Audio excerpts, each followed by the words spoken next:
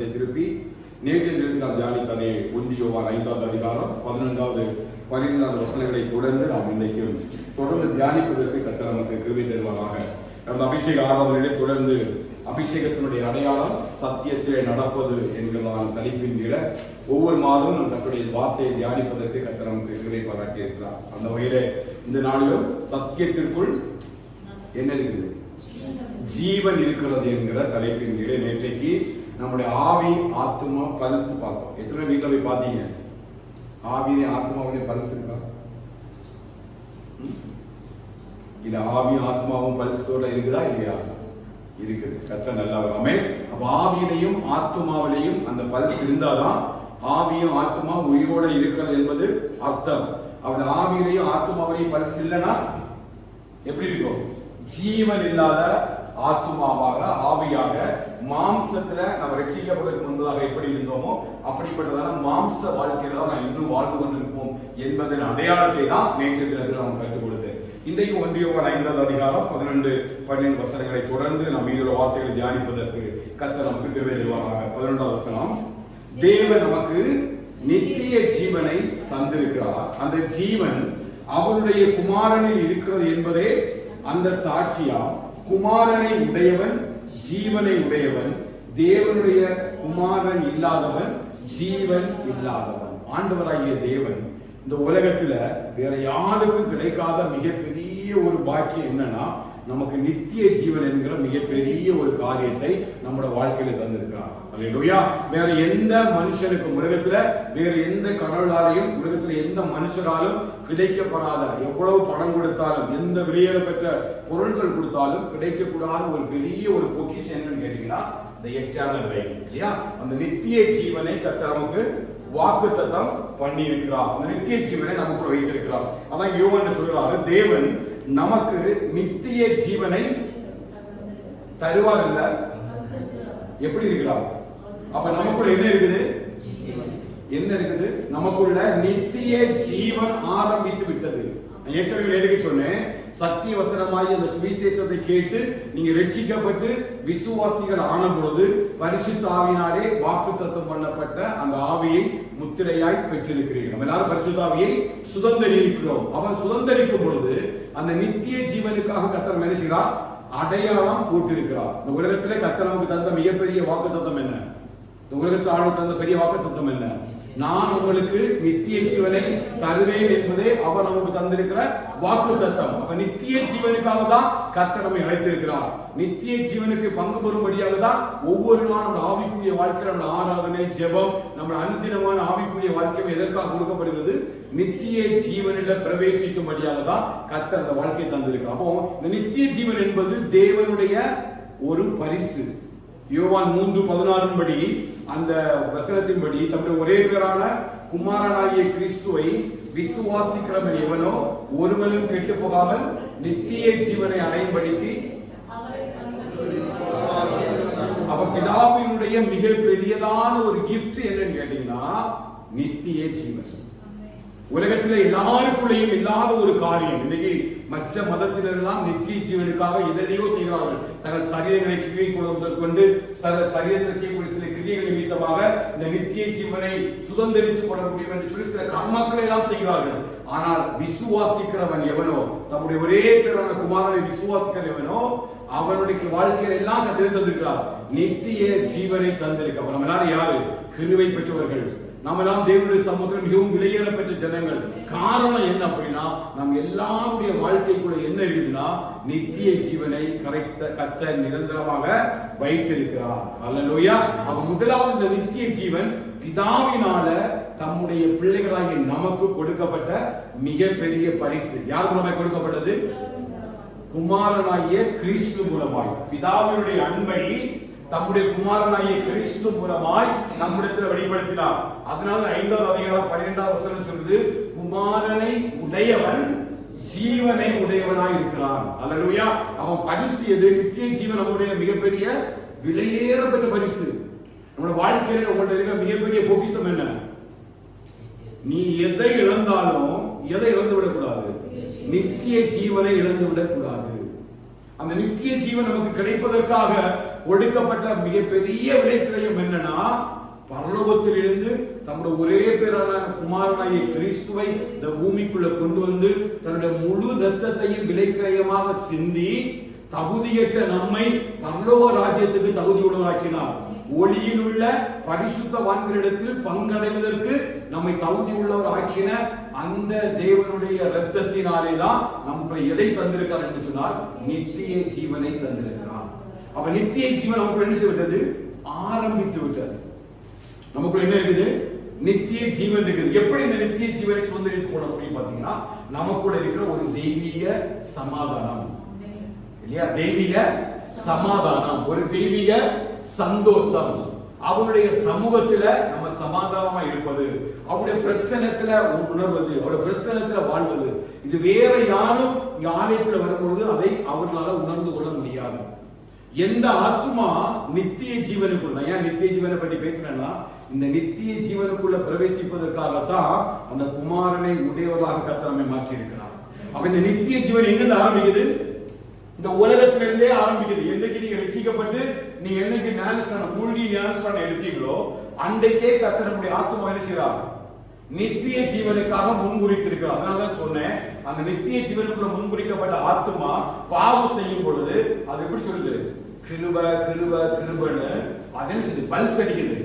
ஒவ்வொரு நாளும் காலையில சொல்லுது, கர்த்தருடைய கிருபை உனக்கு புதுசா இருக்குது, நிற்பது நிர்மூலமாக இருப்பதும் கர்த்தருடைய கிருபை சொல்லுது. காரணம் என்னன்னா, நித்திய ஜீவனுக்காய் முன்குறிக்கப்பட்ட நாம் அனைவரும் அந்த நித்திய ஜீவனை விட்டு விலகிவிடக் கூடாது என்பதுல தேவன் தம்முடைய கிருபையை ஒவ்வொரு நாளும் அனுப்பி அனுப்பி நம்மளை மறுபடியும் மறுபடியும் ஜீவனுக்குள்ள கர்த்தர் நம்மை பிரவேசிக்கப்படுகிறார். புரியுதா? நம்ம எங்க பிரவேசிக்கப்படுகிறார்?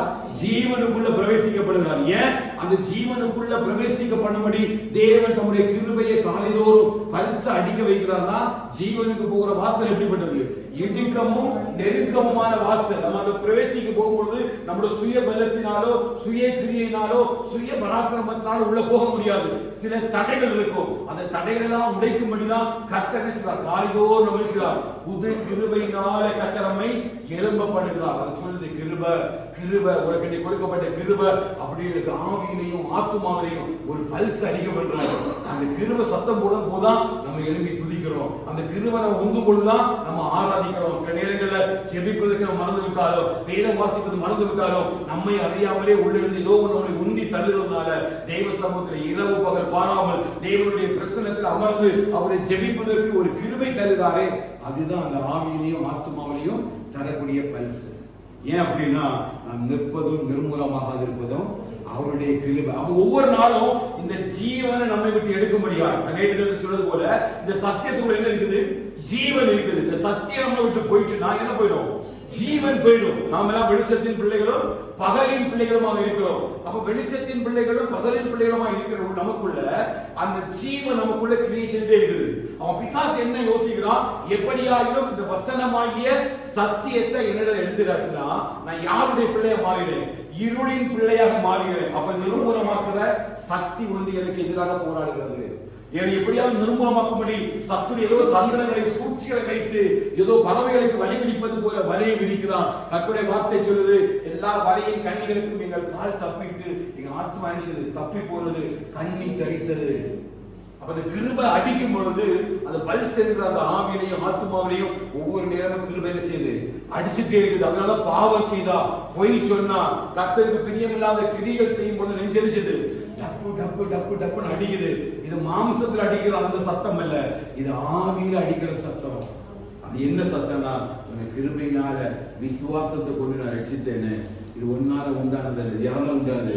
தேவனுடைய எவ்வளவு துணிகரமா நீ பாவம் செய்கிறாய் என்கிற அந்த காரியத்தை எனக்கு உணர்த்தும்படி என்ன பண்ணுது? பல்ஸ் அடிச்சுட்டே இருக்குது. இது யாருடைய வாழ்க்கையில கிரியை செய்து பாத்தீங்கன்னா, தாவீதுடைய வாழ்க்கையில கிரியை செய்து. சவுலுடைய வஸ்திரத்தினுடைய தொங்கல் என்ன பண்ணான்? கட் பண்ணினால அவன் சொல்ற என்னுடைய மனசு அடிச்சுட்டே இருக்குதான்.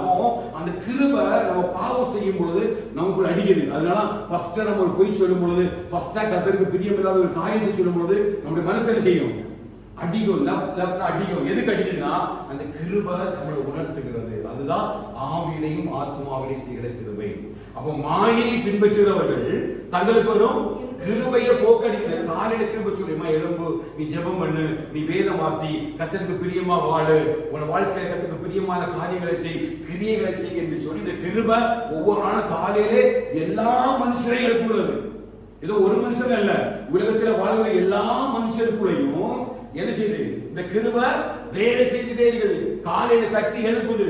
அதனால தாவீதுக்கு அதிக நேரம் தூங்க முடியல. அதிகாலையிலேயே நான் எழும்பி தேவனுடைய சமூகத்துல வந்து அவருக்காக காத்திருப்பேன் என்று சொல்லி 5வது சங்கீதத்தில் எழுதுறாரு. அப்ப இந்த கிருபை நமக்குள்ள பல்சா ஒவ்வொரு நாளும் அடிச்சுட்டே இருக்கிறனால தான் இன்றைக்கு நம்ம உயிரோடு இருக்கிறோம். அதனால நம்ம சொல்றோம், நான் இருப்பதும் நிர்மூலமாக இருப்பதும், என்னைக்கு இந்த பல்சு போயிடுச்சோ அன்னைக்கு போயிடும். தாவீது சொல்றாரு, ஒரு விஷயம் சிங்கமும் கரடியும் என்ன செய்யுது? இந்த ஆட்டை இழுத்துட்டு போயிடுச்சு. அவன் போய் போராடி இருக்கிறான், அதை மீட்டு கொண்டு வரத அவன் சொல்றான். அப்ப அந்த பல்ஸ் போயிட்டுனா கிருபை நம்மளை விட்டு போயிட்டுன்னு அர்த்தம். சிம்சோனுக்கு ஒரு அளவுக்கு தான், சிம்சோனுக்கு ஒரு அளவுக்கு தான் பரிசுத்த ஆவியானவரை கிரீச்சிட்டே இருந்தாரு. ஆனா அவன் எல்லாத்தையும் இழந்து போனால, அவனை அறியாமலே அந்த கிருபை அவனை விட்டு போனதுனால அந்த பெலிஸ்தியர்கள் அவனோட வாழ்க்கையை நிர்மூலமாக்கினார்கள். அவன் கிருபை நம்மளை விட்டு போகாத அளவுக்கு நம்ம என்ன செய்யணும்? பாதுகாக்கணும். அதுக்காக தான் கர்த்தர் என்ன செய்யறாரா? குமாரனை உடையவர்களாக ஒவ்வொரு நாளும் வாழும்படி கர்த்தர் நம்மை அழைத்திருக்கிறார். அப்ப குமாரனை உடையவனுக்குள்ள என்ன இருக்குது? ஜீவன் இருக்குது. அந்த நித்திய ஜீவனை கர்த்தர் வைத்து அந்த ஜீவனோடு கூட கர்த்தர் நம்மை நடத்தி வருகிறார். அந்த நித்திய ஜீவன் எப்படி ஆரம்பிக்குது? ஒரு தெய்வீக சமாதானம், ஒரு தெய்வீக சந்தோஷம், ஆவிக்குரிய வரங்கள், ஆவிக்குரிய கனிகள், இது எல்லாம் இங்க பெருக வேண்டிய அவசியமே இல்லை உலகத்துல. ஆனா இது எதற்கு என்னை தகுதிப்படுத்துன்னு கேட்டீங்கன்னா, அந்த நித்திய ஜீவனுக்குள்ள பிரவேசிப்பதற்கு என்னை தகுதிப்படுத்துகிறது. அவன் நித்திய ஜீவனுக்குள்ள அழைக்கப்பட்டவர்களுக்கு உள்ளதா எது கிரியை செய்யணும்? இந்த ஆவியின் கனிகளும் ஆவியின் வரங்களும் கிரியை செய்ய முடியும். அந்த ஆவியின் வரங்களும் கிரிகளும் நமக்குள்ள பெருக பெருகதா நம்ம எதற்காக ஓடிக்கொண்டிருக்கோம் என்ற அர்த்தம். நித்திய ஜீவனுக்காக முன்குறிக்கப்பட்டவர்கள் என்பது அர்த்தம். ஹல்லேலூயா. ஏதோ நம்ம ஆராதனை வந்தோம், நம்ம ஆராதிச்சோம், பாடினோம், எல்லா வசனத்தை கேட்டோம், போனோம் அப்படின்னு இருக்கிறதுனால ஒண்ணுமே கிடையாது. நம்ம கர்த்தருடைய அந்த வார்த்தைக்கு உள்ள அந்த குமாரனை உடையவனாய் அந்த கிரியைகளுக்குள்ள நேற்றைக்கு நம்ம பார்த்தது போல வசனத்தினாலும் அல்ல, நாவினாலும் அல்ல, எப்படி கிரியிலும் உண்மையிலும் அன்பு கூட கடவும். அப்பொழுதுதான் நாம் சத்தியத்துக்குள் இருக்கிறோம் என்பதை நம்ம அறிந்திருக்கிறோம். வாசிக்க 5வது அதிகாரம் 1 யோவான் 4வது அதிகாரம் 18வது வசனத்தையும் 19வது வசனத்தை வாசிங்க. என் பிள்ளைகளே வசனத்தினாலும் நாவினாலும் அல்ல, கிரியையினாலும் உண்மையினாலும் அன்பு கூட கடவும். இதனாலே கிரியையிலையும் உண்மையிலையும் நம்ம அன்பு பூர்வமா இருந்தால்தான் எப்படி நம்ம மாறுகிறோம்? நாம் நம்மை சத்தியத்துக்கு உயர் என்கிற அறிவை நம்ம அடைந்து நம்முடைய இருதயத்தை என்ன பண்ணலாம்? அவருக்குள்ள நிச்சயத்திருக்கலாம். அப்ப இருதயத்துக்குள்ள எப்படி நிச்சயம் வருது பாத்தீங்கன்னா, இந்த கிருபையில் கிரியையினாலும் உண்மையினாலும் நம்ம தேவனிடத்துல அன்பு கூறுவதற்காக தான் அது கிரியை செய்ய ஆரம்பிக்கும். புரியுதா? சொல்ல புரியுதா? ஏன்னா அந்த நித்திய ஜீவன் இப்படிதான் கொஞ்சம் கொஞ்சமா என்ன செய்யும்? வளர ஆரம்பிக்கும். அப்ப நம்ம விசுவாசத்துக்குள்ள வந்தோம்னா கிரியில்லாத விசுவாசம் எப்படி மாறுது? செத்ததா மாறுது. அப்போ விசுவாசம் எப்படிதான் வெளிப்பட வேண்டும்? கிரியில தான் வெளிப்படணும். அப்ப கிரியிலையும் உண்மையிலையும் நம்ம அன்பு கூட நம்ம ட்ரை பண்றோம் அப்படின்னா நம்ம என்ன அறிந்து கொள்ளலாம் அப்படின்னா, கர்த்தருடைய சத்தியம் நமக்குள் இருக்கிறது என்பதை நம்ம அறிந்து கொள்ள முடியும். ஆமென். இதுதான் நமக்குள்ள நித்திய ஜீவனுக்குள்ள ஆரம்பம். இதுதான் நேற்று கொஞ்சம் பார்த்தோம். இன்னைக்கு எப்படி நமக்குள்ள நிலைத்திருக்குது பாருங்க. யோவான் 2வது நிருபம் 2 யோவான் 9வது வசனத்தை வாசிக்க பாருங்க. 2 யோவான் 9வது வசனம். கிறிஸ்துவின் உபதேசத்தில் நிலைத்திராமல் மீறி நடக்கிற எவனும் தேவனை உடையவன் அல்ல. கிறிஸ்துவின் உபதேசத்தில் நிலைத்திருக்கிறவனோ பிதாவையும் குமாரனையும் உடையவன். இல்லையா? நித்திய ஜீவன் என்னன்னு கேட்டீங்கன்னா, பிதாவையும் ஒரே பேரான குமாரனையும் பிதாவையும் அறிவதே நித்திய ஜீவன் என்று அழைக்கப்படுகிறது. இந்த நாளில் நம்ம தியானிப்பதற்கு ஜீவன் எங்க இருக்குதுன்னு கேட்டீங்கன்னா, குமாரன் யாருடைய வாழ்க்கையிலாம் இருக்கிறாரோ அவருடைய வாழ்க்கையில என்ன இருக்குது? ஜீவன் இருக்குது. இந்த ஜீவன் எப்படி வெளிப்படுத்துகிறது என்று சொன்னேன். யோவான் 1வது அதிகாரத்தில் எழுதப்பட்டது இல்லையா? அவருக்குள் என்ன இருந்தது? ஜீவன் இருந்தது. அந்த ஜீவன் மனுஷருக்குள் ஒளியாக இருந்தது. அப்ப குமாரன் நமக்குள்ள இருக்கிறது தான் ஜீவன். இந்த குமாரன் யாரு? வார்த்தையாக இருக்கிறார், தேவனுடைய வசனமாக இருக்கிறார், சத்தியமாக இருக்கிறார். அவர் 2வது நிருபத்தில் எழுதும்போது பாருங்க, இது எப்படி நமக்கு உள்ள நிலைத்திருக்குதுன்னு கேட்டீங்கன்னா, கிறிஸ்துவினுடைய உபதேசத்துல நிலைத்திருக்கிறவங்களுக்கு உள்ளதா யார் இருக்கிறார்? குமாரன் இருக்கிறார். குமாரன் உள்ள இருந்தார்னா யார் இருக்கிறார்? ஜீவன் நமக்குள்ள இருக்கிறார். புரியுதா? கன்ஃபியூஸ் ஆகாதுங்க. குமாரனை உடையவன், ஜீவனை உடையவன். குமாரன் நமக்குள்ள வரணும்னா அவன் என்ன பண்ணணும்? அவருடைய உபதேசத்துல நிலைத்திருக்கிறவர்களால மட்டும்தான் அந்த குமாரனை உடையவனாய் மாற முடியும். இந்த குமாரன் எனக்குள்ள வந்துட்டாருன்னா அவன் எப்படி வர்றான்னு கேட்டீங்கன்னா, ஜீவனா எனக்குள்ள வர்றாரு. ஜீவனா எனக்குள்ள வர்றாரு. எனக்குள்ள வரக்கூடிய ஒவ்வொரு வார்த்தையும் எப்படி கிரியேச்சுது? ஜீவனாக கிரியேச்சுது. அதான் நேற்றைக்கு 100க்கு அதிபதி உங்களுக்கு சொன்னேன். 100க்கு அதிபதி ஒரே ஒரு வார்த்தையை தான் கேட்கிறான். அதுவரைக்கும் அப்படி ஒரு வார்த்தை அவன் கேட்டது இல்ல, அவன் எக்ஸ்பீரியன்ஸும் இல்ல. வேற எந்த இடத்திலையும் ஒரு வார்த்தையை சொல்லி ஆண்டவர் அற்புதம் செய்ததை அவன் கேள்விப்பட்டதுவே இல்லை. பிரதான ஆசாரியர் இருக்கிறாங்க, வேத பாரதம் இருக்கிறாங்க, இன்னும் நிறைய 100க்கு அதிபதி எல்லாம் இருக்கிறாங்க. யாருடைய வீட்டிலையும் இப்படி ஒரு அற்புதமோ ஆசீர்வாதமோ எப்படி நடந்ததில்லை? ஒரு வார்த்தையை சொன்னா நடந்ததில்லை. நம்மளே விசுவாசிக்க மாட்டோம். விசுவாசிப்போமா? ஒரு வார்த்தை சொன்னா உங்க நோய் குணமாக நீங்க விசுவாசிப்பீங்க. எத்தனை விசுவாசிப்பீங்க? ஒருவேளை 100க்கு அதிபதியுடைய அந்த சரித்திரம் இங்க எழுதப்படலைன்னா, இது எழுதப்பட்டிருக்குது. இந்த வார்த்தையை நம்ம விசுவாசிக்கிறதுனால நம்ம விசுவாசிக்கிறோம். ஒருவேளை 100க்கு அதிபதி அப்படிப்பட்ட ஒரு அற்புதத்தை நம்ம சுதந்திரித்துக் கொள்ளவில்லை என்று சொன்னால், இந்த வார்த்தைக்கு இவ்வளவு பெரிய வல்லமை இருக்கிறது என்பது நிறைய பேருக்கு தெரியாமலே போயிருக்கும். ஆமாவா இல்லையா? நம்ம ஒருவேளை நம்ம முடியாம கூட சில நேரம் சொல்லுவோம், ஆண்டவரே அந்த 100க்கு அதிபதியை போல நான் ஜெபித்திருக்கிறேன், அந்த 100க்கு அதிபதியை போல ஒரு வார்த்தை சொல்லும் நான் குணமாகிறேன். விசுவாசத்தை தாங்க நம்ம ஜெபிக்கிறோம். எப்படி? அவன் அந்த அற்புதத்தை சுதந்திரித்துக் கொண்டதினால். அப்படி சுதந்திரித்துக் கொள்ளவில்லை என்று சொன்னால் நிச்சயமாக அந்த வார்த்தைக்குள்ள ஜீவன் இருக்கிறது என்பதையும் வல்லமை இருக்கிறது என்பதை நாம் நினைச்ச மாட்டோம், விசுவாசிக்க மாட்டோம். 100க்கு அதிபதி சொன்ன, ஆண்டவரே நீர் என் வீட்டுக்குள் பிரவேசிக்க நான் எவ்வளவு வேணும் பார்க்கிறதல்ல, ஒரே ஒரு வார்த்தை சொல்லும். என்ன சொன்னா? என் வேலைக்காரன் சொஸ்தமாமா. ஆண்டவர் ஒரு வார்த்தை சொன்னாரு. அவன் அங்க நின்றுட்டு இன்னொரு வேலைக்காரன் அனுப்பி நீ போய் பார்த்துட்டு வா, சுகமாச்சா இல்லையான்னு பார்த்துட்டு வான்னு அனுப்பல. விசுவாசத்தோட போனா அந்த சுகம் உண்டாயிருது. என்ன விசுவாசம்? அந்த ஆண்டவராகிய இயேசு கிறிஸ்து சொன்ன வார்த்தைக்கு ஜீவன் இருக்கிறது என்பது அவனுடைய விசுவாசம் இல்லையா? அவன் நம்மளை பார்த்து ஆண்டவர் எத்தனை வார்த்தை சொல்லியிருக்கிறார். நீங்க வாழ்க்கையில் ரட்சிக்கப்பட்ட நாள் முதல் கொண்டு எவ்வளவு தூரம் வசனம் படிச்சிருக்கிறோம், எவ்வளவு வார்த்தைகளை நம்ம கேட்கிறோம், எவ்வளவு வார்த்தைகளை பேசுறோம். இந்த வார்த்தைகள் எல்லாம் என்ன இருக்குது? ஜீவன் இருக்குது. இது என்னைக்காவது நமக்குள்ள கிரியை செய்திருக்கா?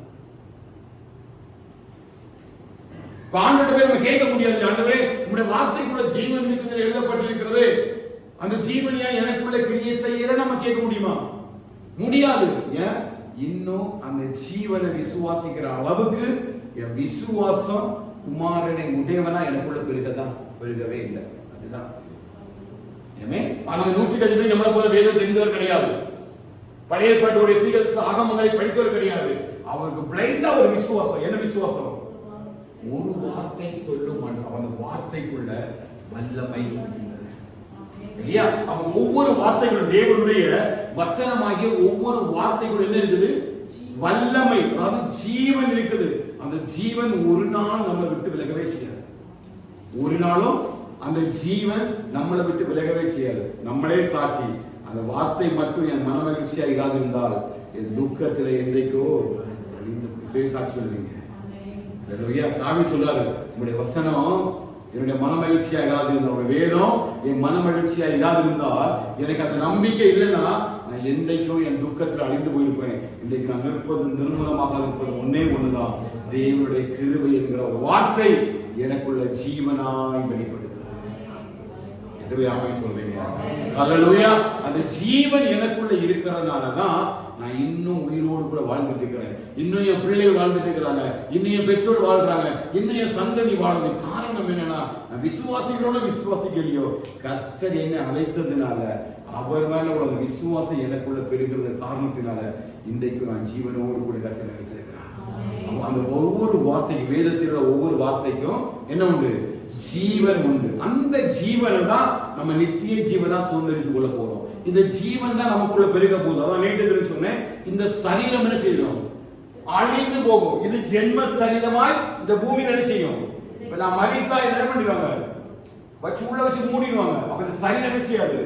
நிலைத்திருக்காது. இது ஜென்ம சரீரமாய் இது விதைக்கப்பட்டு இது ஆவிக்குரிய சரீரமாய் மேலே எழும்பும். எப்போ? இதுக்குள்ள ஜீவன் இருந்தா மட்டும்தான். அதான் வேதம் சொல்லுது, ஆண்டவராகிய இயேசு கிறிஸ்து வரும்பொழுது கர்த்தருக்குள் பரித்த பரிசுத்தவான்கள் எல்லாம் முதலாவது யார் மட்டும் எழும்புவா? கர்த்தருக்குள் மரித்தவழியா அவங்களுக்குள்ள என்ன இருக்குது? என்ன இருக்குது? அந்த மண்ணுக்குள்ள புதைச்சாலும், அந்த மண்ணுக்குள்ள நம்முடைய சரீரம் உள்ள போனாலும் இதனுடைய ஜீவன் அந்த மண்ணுக்குள்ள இருக்கும். அந்த மண்ணை என்னதான் தள்ளி போட்டாலும் அவருடைய சத்தம் வரும்பொழுது எந்த இடத்துல புதைக்கப்பட்டமோ அந்த இடத்துல ஒரு ஆவிக்குரிய சரீரம் எழும்பும். ஏன்னா கர்த்தருக்குள் மரிக்கிறவர்கள் இது முதல் பாக்கியவான்கள். ஏன்னா நம்ம எல்லாருக்கும் என்ன இருக்குது? ஜீவன் இருக்கு. அன்னைதான் நமக்கு ஜீவன் புரியும். அதுவரையிலும் கொஞ்சம் அக்செப்ட் படிக்கிறது கொஞ்சம் கஷ்டம் தான். இன்னும் நிறையவே சந்தோஷம். நான் உயிரோட எழும்போனா எழும்ப மாட்டேன்னா தெரியாது. ஆண்டு வரும்பொழுது சத்தம் எக்கால சத்தம் கேட்குமோ கேட்கவே தெரியாது. ஆனா கண்டிப்பா அவங்க கேட்கும். கர்த்தர் கிருபை தருவாராக. நம்ம எல்லாரும் கிருபை தருவாராக. நம்முடைய ஜென்ம சரீரம் வைக்கப்பட்டாலும் ஆவிக்குரிய சரீரமாய் கர்த்தர் நம்முடைய சரீரத்தை எழுப்ப பண்ணுவார். இதுதான் உலகத்துல எவனுக்கு கிடைக்காத மிகப்பெரிய பிதாவுடைய பரிசு என்று கேட்டீங்கன்னா, ஒரு பெரிய நித்திய ஜீவனை கர்த்தர் நமக்குள்ள வைத்திருக்கிறார். ஹல்லேலூயா. நீங்க கம்பீரமா வாழலாம், நீங்க சந்தோஷமா வாழலாம். எந்த சூழ்நிலை என்ன பவுல் சொல்றாரு, சாவிலையோ என் மரணத்திலேயோ கிறிஸ்து மகிமைப்படும்படி வாழ்றேன். எனக்கு இந்த உலகத்தை பற்றி கவலை கிடையாது, உலகத்தில் உள்ள காரியங்களை பற்றி கவலை கிடையாது. ஒன்னே ஒண்ணு, எப்பொழுது என் இயேசுவை சந்திப்பேன், எப்பொழுது முகத்தை நான் காண்பேன். காரணம் என்னன்னா அவனுக்குள்ள இருக்கிற ஜீவன், அது அன்பா வெளிப்பட்டு அந்த கிறிஸ்துவின் அன்பு அவனை நெருக்கி. அல்லேலூயா. பிலிப்பிய சபைக்கு வந்து சொல்றாரு, நான் தேகத்தை விட்டு பிரிந்து கிறிஸ்துவோடு கூட இருப்பதற்கு நான் மிகவும் பிரயாசப்படுவேன். ஆகிலும் நான் மாம்சத்தில் இருப்பது உங்களுக்கு பிரயோஜனம் இருக்கிறதுனால இன்னும் நான் கூட கொஞ்ச நாள் இருக்க விரும்புகிறேன். அதுதான் பவுலுடைய விசுவாசம். எப்படி இந்த விசுவாசம் அவருக்குள்ள கிரியேஷன் கேட்டீங்கன்னா, அந்த ஜீவனை அவன் உணர்ந்து கொண்டான். அதனால சொன்னோம், கிறிஸ்துவினுடைய எங்கள் சரீரத்தில மரணத்தையும் எங்களுடைய கிறிஸ்துவனுடைய ஜீவனையும் நாங்கள் சுமந்து திரிகிறோம். மரணம் முடிவடையும் பொழுது நாங்கள் ஜீவனோடு கூட எழும்பும்படியான கிருபையை கர்த்தர் எங்கள் சரீரத்தில் வைத்திருக்கிறார். இதுதான் கர்த்தர் நமக்கு தந்திருக்கிற நித்திய ஜீவன் என்கிற ஜீவன். இது எப்படி கிடைக்கும்னா, கிருபையா முதல்ல நமக்கு தர்றார். நான் ரட்சிக்கப்பட்டுட்டேன், நான் ஞானஸ்நானம் எடுத்துட்டேன், கர்த்தர் என்ன ஆவியில அபிஷேகம் பண்ணி என்ன நித்திய ஜீவனுக்காக முன்குறித்தார். முன்குறித்து என்ன தெய்வீக சமாதானம், சந்தோஷம், வேதம் சொல்றது போல உலகம் எங்கும் கிடைக்கக்கூடாத மிகப்பெரிய ஒரு சமாதானத்தை அவர்களுக்கு தந்தார். இல்லையா? ஒரு சந்தோஷத்தை தந்தார், ஒரு ரட்சிப்பின் சந்தோஷத்தை தந்தார், ஒரு புதிய ஒரு கிருபை எனக்கு தந்து என்னை வழி நடத்த ஆரம்பிக்கிறார். இப்ப இந்த நித்திய ஜீவனுக்கு அழைக்கப்பட்டவனாய் நான் ஓடுகிறேன். அவன் இந்த நித்திய ஜீவனுக்காக ஓடும் பொழுது என்னோட ஓட்டை எங்க போகுதுன்னு கேட்டீங்கன்னா, இடுக்கமான வாசல் வழியா போகுது. எங்க போகுது? இடுக்கமான வாசல். ஜீவனுக்கு போற வாசல் எப்படி? இடுக்கமும் நெருக்கமுமான வாசல். ஏன்னா நம்ம சத்தியத்திற்காக ஓடும் பொழுது இந்த ஜீவனுக்கு உரமாய் போராடுகிற சத்துருவினுடைய சில கிரியைகள் நமக்கு உரமாய் எழும்பும். இந்த வேதத்துல நம்ம வாசித்தோம் இல்லையா, கிறிஸ்துவின் உபதேசத்துல நிலைத்திராமல் மீறி நடக்கிறவனுக்குள்ள யாரும் இல்ல, தேவனும் இல்ல, பிதாவும் இல்ல, குமாரனும் இல்ல. அப்ப யார் கிறிஸ்துவின் உபதேசத்துல இருக்கிறாங்களோ அவங்களுக்குள்ள யார் இருக்கிறாங்கன்னா குமாரன் இருக்கிறாரு. அவங்களுக்குள்ள என்ன இருக்குது? ஜீவனும் இருக்குது. அப்ப இந்த உலகத்துல ரெண்டு விதமான உபதேசம் இருக்குது. ஒண்ணு கிறிஸ்துவின் உபதேசம், இன்னொன்னு பிசாசின் உபதேசம். இது அழகா தீமோத்தேயுக்கு அப்போஸ்தலன் பவுல் எழுதுறத பாருங்க. 1 தீமோத்தேயு 4வது அதிகாரம் 1வது வசனத்தை திருப்பி பாத்தீங்க அப்படின்னா, நீ அழகா தீமோத்தேயுக்கு அப்போஸ்தலன் பவுல் ஒரு ஆவிக்குரிய ஆலோசனையாக அவருடைய ஊழியத்துல அவர் எழுதுற காரியத்தை பார்க்க முடியும். 1 தீமோத்தேயு 4வது அதிகாரம் 1வது வசனத்தை வாசிங்க. ஆயிலும் ஆவியானவர் வெளிப்படையாக சொல்கிறபடி பிற்காலங்களிலே மனசாட்சியில் சூடுண்ட பொய்யருடைய மாயத்தினாலே சிலர் வஞ்சிக்கிற ஆவிகளுக்கும் பிசாசினுடைய உபதேசங்களுக்கும். சொல்லுங்க, யார் உபதேசத்துக்கு எழுதியிருக்கா? எல்லா வேதத்திலும் இருக்கா இல்லையா? இங்க யோவான் என்ன சொல்றாரு? கிறிஸ்துவினுடைய உபதேசத்துல நிலைத்திராதவருக்குள்ள தேவன் இருக்க மாட்டார், குமாரன் இருக்க முடியாது, கர்த்தருடைய வார்த்தை இருக்க முடியாது. அதே கோணத்துல பவுல் தன்னுடைய விசுவாசத்தின் உத்தம குமாரன் என்று அழைக்கப்படுகிற தீமோத்தேயுக்கு ஒரு ஆலோசனை கொடுக்கிறார். என்ன ஆலோசனை? இந்த உலகத்துல பிசாசுடைய உபதேசம் ஒண்ணு இருக்குது. அந்த உலகத்துல என்ன இருக்குது? பிசாசுடைய உபதேசம் ஒண்ணு இருக்குது, கிறிஸ்துவினுடைய உபதேசம் ஒண்ணு இருக்குது.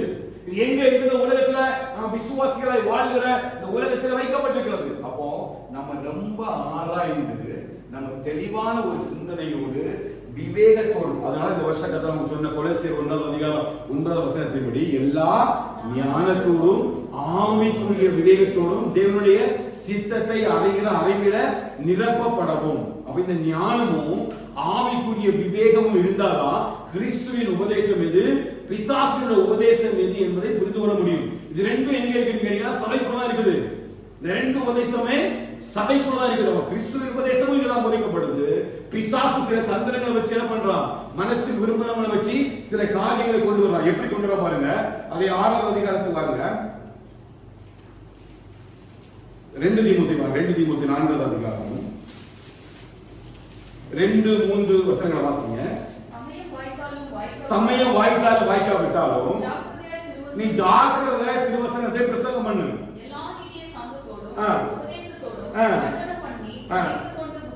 எப்படி சொல்லணும்? கண்டனம் பண்ணி கடிந்து கொண்டு. யார் எங்க சொல்லணும்? சபைக்கு சொல்லணும், விசுவாசிக்கு சொல்லணும். என்ன சொல்லணும்?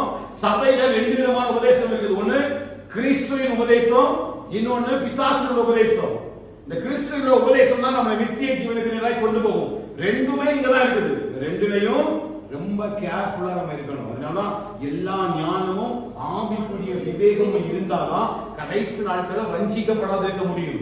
அதான் அவர் அந்த தீமோத்தேயு எழுதுறாரு. அந்த பிசாசுடைய உபதேசத்துக்கு வஞ்சிக்கப்பட்டு விசுவாசத்தை விட்டு விலகிடுறாங்க. எங்க போயிடுறாங்க? விசுவாசத்தை விட்டு விலகி போயிடுறாங்க. அப்ப கிறிஸ்துவின் உபதேசமும் இங்கதான் இருக்குது, பிசாசுடைய உபதேசமும் இங்கதான் இருக்குது. அப்ப இந்த எல்லா ஞானமும் ஆவிக்குரிய விவேகமும் இருந்தா மட்டும்தான் பிசாசுடைய உபதேசம் எப்படி இருக்கும், கிறிஸ்துவின் உபதேசம் எப்படி இருக்கும் என்பதை நம்ம என்ன பண்ண முடியும்? அறிந்து கொள்ள முடியும்.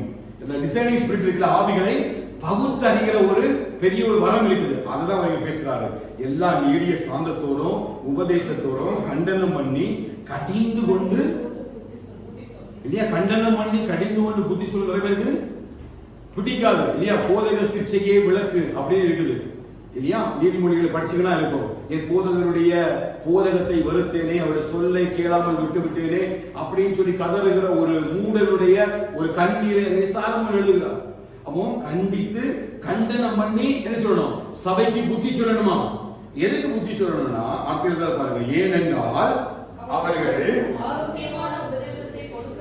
ஆரோக்கியமான உபதேசத்தை அர்த்த உபதேசம், ஆரோக்கியமான உபதேசம் இருக்குன்னா இன்னொரு என்ன உபதேசம்?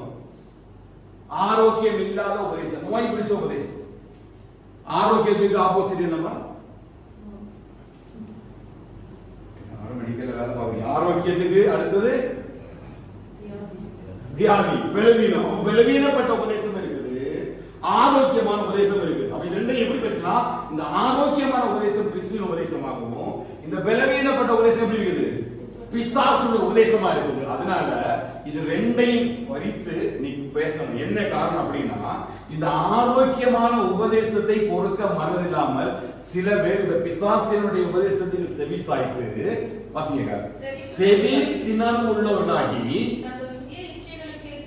எப்படி தங்கள் சுய இச்சைகள் அப்படின்னா விசுவாசி விரும்புற மாதிரி யார் பேசணும்? பாஸ்டர் பேசணும். இது யார் நியமிக்கிறார்? விசுவாசி போதகருக்கு ஆலோசனை சொல்லுது. எப்படி சொல்லுது? நீ இப்படி போதிக்க கூடாது, அப்படி வசனம் பேசக்கூடாது, இப்படி பேசக்கூடாதுன்னு அவங்களுக்கு விருப்பப்பட்ட வசனத்தை பேசலாம். அவங்க காதுகளை கேட்கும் போது இன்பத்தே வந்து பாய்ந்து ஓடும்படியாக வேதம் தெளிவா சொல்றது. ஞானம் உன் இருதயத்திலையும் புத்தி உன் செவிகளிலையும் சேர வேண்டும். நீதிமொழிகள் படிச்சு பார்த்தீங்கன்னா ஞானம் உன் இருதயத்துக்குள்ளையும் புத்தி எங்க வரணும்? உங்களோட செவிகளை சாயணும். ஆனா இவங்க என்ன பண்ணாங்கன்னா சுய இச்சைக்காக, இல்லையா? அவங்க என்ன பண்ணாங்க? சுய இச்சைகளுக்காக தாங்கள் விரும்பினபடி ஒரு போதகர கோடியில் வந்து, பாஸ்டர் நீங்க என்ன பண்ணுங்க, இந்த வசனத்தை பேசுங்க அப்படின்னு முதல்ல சொல்லிட்டு உட்கார்ந்துருந்தாங்க.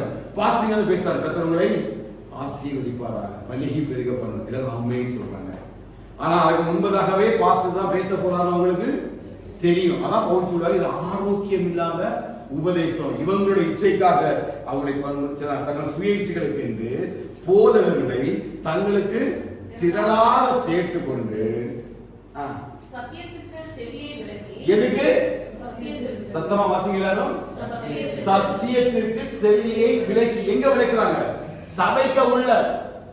அதான் ஆச்சரியப்படுற பெரிய காரியம் என்னன்னா, இந்த வேதத்தில் அப்போஸ்தலன் பவுல் எழுதின நிருபமானாலும் சரி, பேதுரு எழுதின நிருபமானாலும் சரி, யோவான் எழுதின நிருபமானாலும் சரி, இது உலகத்தில ரட்சிக்கப்படாத ஜனங்களுக்கு எழுதி அனுப்பப்பட்டது அல்ல.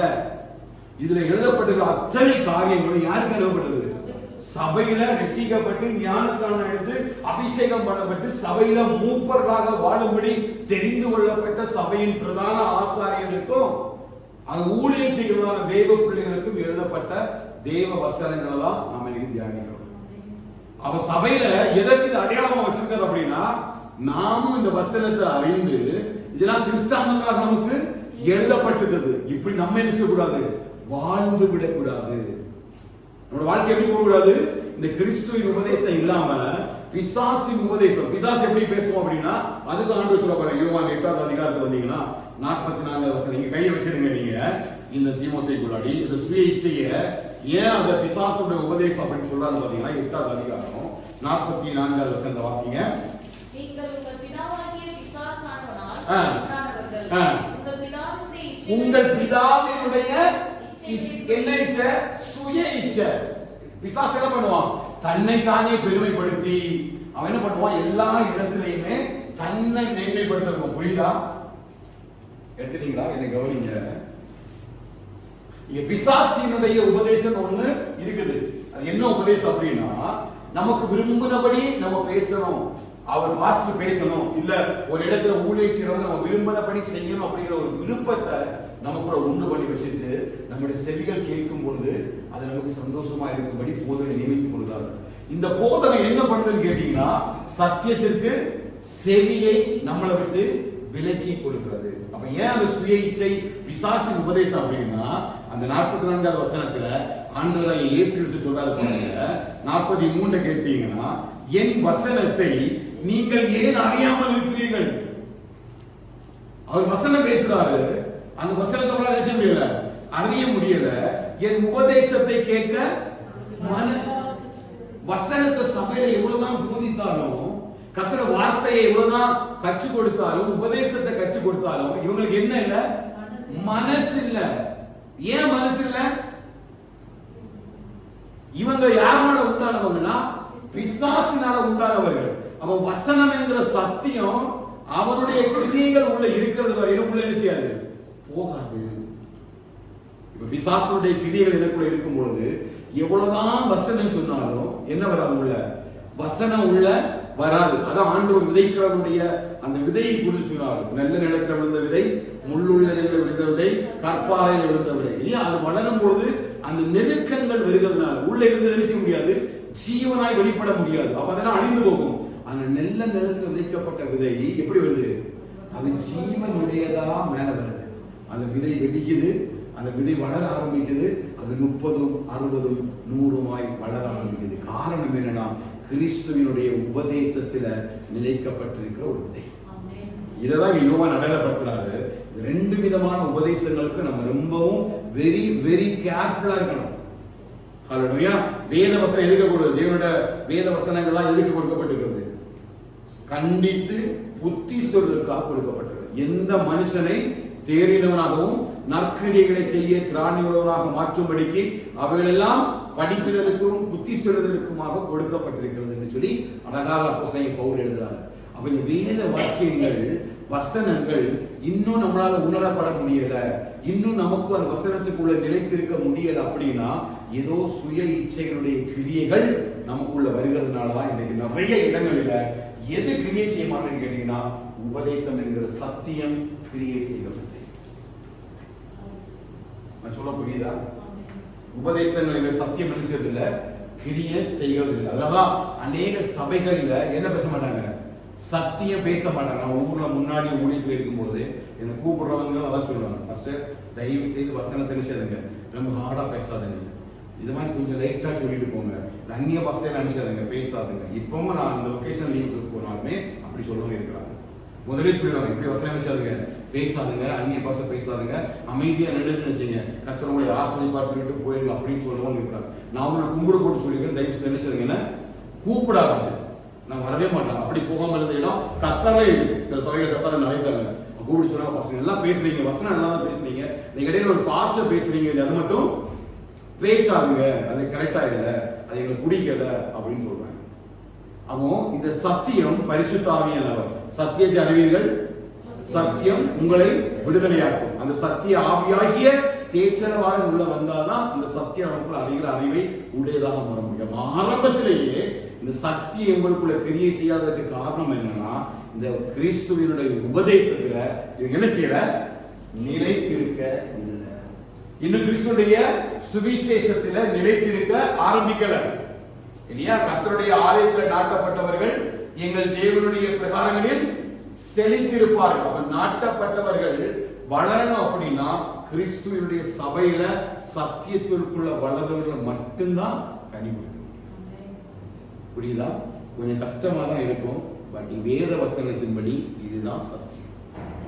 அங்கதான் பவுல் தீமோத்தேயுக்கு எழுதுறாரு. தீமோத்தேயு பாத்தீங்கன்னா எல்லா சபையும் இருக்காங்க. கொரிந்தியர் படிச்சுட்டு இருக்கிறோம் இல்லையா? நம்ம கொரிந்து சபைக்குமே தீமோத்தேயு தீர்த்தெல்லாம் போயிட்டு வராங்க இல்லையா? அது போயிட்டு வரும்பொழுது இந்த தீமோத்தேயுக்கு ஆவிக்குரிய ஆலோசனை என்ன அப்படின்னா, நிறைய ஊழியக்காரர்கள் எழுப்பிட்டாங்க, சபைகள் பெருகிட்டு ஊழியம் பெருகிட்டு, ஆனா சபைகளுக்குள்ள சத்தியம் பெருகி இருக்கிறதா என்பதுதான் இங்க மிகப்பெரிய கேள்விக்குரிய. ஏன் அப்படின்னா சத்தியம் இருக்கிற இடத்துல தான் என்ன இருக்கும், விடுதலை இருக்கும். சத்தியம் இருக்கிற இடத்துல தான் சத்திய ஆவியாகிய தேற்றரமான கிரியை செய்ய முடியும். அந்த ஆவியானவர் நம்மை விடுதலையாக்க முடியும். அந்த ஆவியோட சித்தத்துக்கு நம்ம நடத்த முடியும். பரிசுத்தமான வாழ்க்கைக்கு நம்மை அழைத்து செல்கிறவரும் அந்த பரிசுத்த ஆவியானவரே. விசுவாசிக்கிறீங்க, அந்த பரிசுத்த ஆவியானவர் மனுஷிறார், அந்த பரிசுத்தத்துக்கு நேராக அழைத்து செல்கிறார். அப்ப ரெண்டு விதமான உபதேசம் இருக்கிறது. என்ன உபதேசம்? பிசாசினுடைய உபதேசம் இருக்கிறது. அவன் 44 திரும்ப வாசிங்க. 8:44 யோவான் 8:44. உண்டானவர்கள் உங்கள் பிதாவுடைய இச்சைகளின்படி செய்ய மனதாய் இருக்கிறீர்கள். அவன் ஆதிமுதல் கொண்டு மனுஷ கொலைபாதகனாய் இருக்கிறான். சத்தியம் அவனிடத்தில் இல்லாதபடியால் அவன் சத்தியத்திலே நிலைநிற்கவில்லை. பாருங்க, இப்ப நீங்க தெளிவா ஒண்ணு புரிஞ்சுக்கலாம். இப்ப சத்தியம் எங்க இல்லையோ அங்க யாருடைய ஆளுகை இருக்குன்னு அர்த்தம். ஒண்ணும் தப்பு இல்ல. சத்தியம் ஒருத்தருக்குள்ள கிரியை செய்யுது அப்படின்னா, சத்திய வசனத்தின்படி ஒருத்தர் வாழல் அப்படின்னா அவன் யாருடைய ஆளுகைக்குள்ள இருக்கிறான்னு கேட்டீங்கன்னா, யாருடைய ஆளுகைக்குள்ள? சத்தமா சொல்லுங்க. பிசாசுடைய ஆளுகைக்குள்ள. இது ஏதோ ஆண்டவர் புறஜாதிகளை குறித்து ஒண்ணு பேசல. இதை யாருங்க பேசுறாங்கன்னா, சீஷருக்கு, பிரதான ஆசாரியருக்கு, வேதபாரகருக்கு, இவரெல்லாம் ஆண்டவருடைய சமூகத்துல ஆண்டவரத்துல கேட்ட கேள்விகளுக்கு பதிலாக ஆண்டவர் சொல்றாரு, நீங்க என்ன பண்ணீங்கன்னா என் வார்த்தையை நீங்க கேட்க மாட்டேங்கிறீங்க.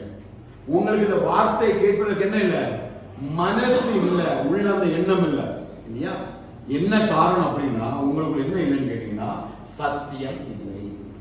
அப்ப சத்திய வசனம் நமக்குள்ள இல்ல அப்படின்னா நம்ம அவருக்குள்ள என்ன செய்ய முடியாது, நிலைத்திருக்க முடியாது. Very simple. வேத நம்மளால கண்டினியூஸா வாசிக்கவே முடியாது. உங்களால 1 மணி நேரம் ஜெபிக்க முடியாது.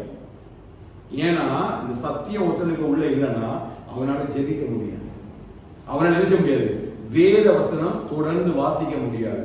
என்ன காரணம்னா, உள்ள இருக்கிறவன் என்ன பண்ண மாட்டான், அந்த வார்த்தை ஜீவனாய் உள்ள போகும் பொழுது உள்ள இருக்கிறவன் நம்ம என்ன பண்ணுவான், மிகுந்த தடைகளை ஏற்படுத்துவான். புரியுதா? சொல்ல புரியுதா? அப்ப நம்ம ஜெபிக்கிறதற்கு கர்த்தர் நமக்கு கிருபை தரணும். அந்த சத்தியம் உள்ளவனால மட்டும்தான். Those who know the truth, யாருக்கெல்லாம் அந்த சத்தியம் உள்ள இருக்குதோ அவங்களால ஜெபிக்க முடியும். மோஸ்ட்லி நம்ம எப்படி ஜெபிப்போம்? 3 பாட்டு பாடுவீங்களா? எப்படி ஜெபிக்கிறீங்க? 3 பாட்டு பாடி 2 வசனம் வாசித்து அப்புறம் கொஞ்ச நேரம் ஜெபிக்கிறவங்க இருக்கு. சும்மா யாரெல்லாம் 1 மணி நேரம் கண்டினியூஸா ஜெபிப்பீங்க? பாட்டும் பாட மாட்டோம், வேத வசனமும் வாசிக்க மாட்டோம், கண்டினியூஸா 1 மணி நேரம் நாங்க தேவ சமூகத்தில் ஜெபிப்போம்னு சொல்றோம். என்ன பண்றீங்களா? இருக்கீங்களா? பிராக்டிஸ் பண்ணுங்க. 3 பாட்டு பாடுற நேரம் 15 நிமிஷம் போயிடும். ஒரு வசனம் வாசித்து மெடிடேட் பண்ணாலும் ஒரு 10-15 நிமிஷம் போயிடும். அப்புறம் ஒரு 20 நிமிஷம் நம்ம செய்வோம், ஜெபிப்போம். ஸ்தோத்திரம் பண்ணி நம்ம அம்மா அப்பாவுக்கு, மனைவி பிள்ளைகளுக்கு ஜெபிக்கிற நேரம் ஜெபம் முடிஞ்சிடும். 1 மணி நேரம் பாட்டே பாடாம ஜெபம் பண்ணி பாருங்க. மினிமம் 1 மணி நேரம் ஜெபம் பண்ணுங்க. அப்போ இந்த சத்தியம் உங்களுக்குள்ள கிரியை செய்த நீங்க பார்க்க முடியும். ஐ பிராக்டிஸ். அப்போ நம்ம படிக்கிற அந்த வசனம் இல்லையா, இந்த வசனத்தை நம்ம அறியாமலே ஆவியானவர் உள்ள இருந்து எடுத்து எடுத்து எடுத்து எடுத்து சொல்ல ஆரம்பிப்பாங்க.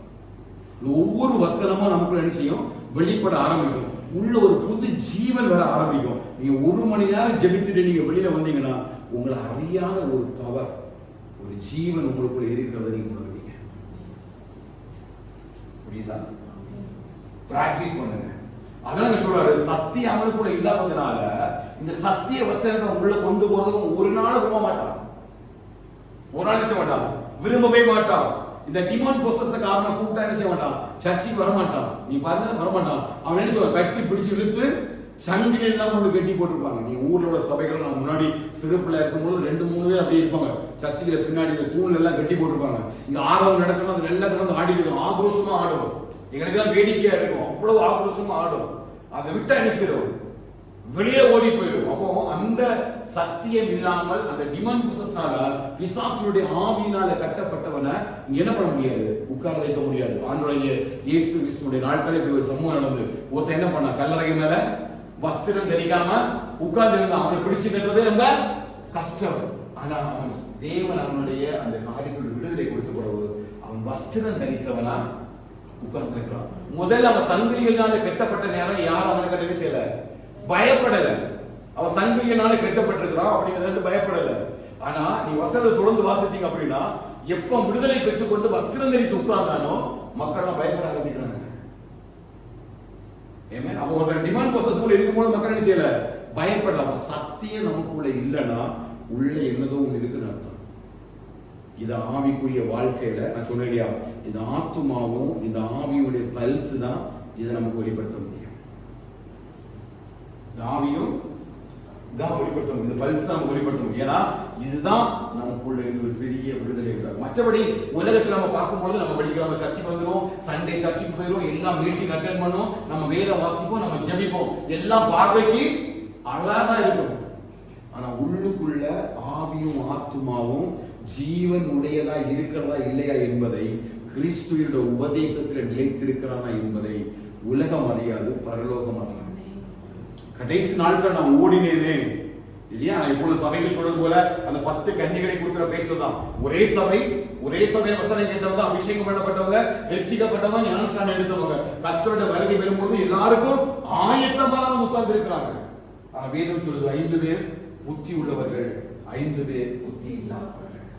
இப்ப சபையில் எல்லாரும் இருக்கிறோம் அப்படின்னா புத்தி உள்ளவர்கள் புத்தி இல்லாதவர்கள் யாரும் இப்ப தெரியாது, எப்ப தெரியும், ஆண்டவருடைய வருகையுடைய சத்தம் கேட்கும் போது தெரியும். அவங்க ஒருவருக்கு ஒருவர் என்ன செய்ய முடியாது, மாறி உதவி செய்ய முடியாது. ஐயோ இந்த அக்காவை நம்ம விட்டுறக்கூடாது, இது அண்ணனை விட்டுறக்கூடாது, இந்த தம்பியை விட்டுறக்கூடாது, இந்த பிள்ளைகளை விட்டுறக்கூடாது, ஒரு போதகனா நானே உதவி செய்ய முடியாது.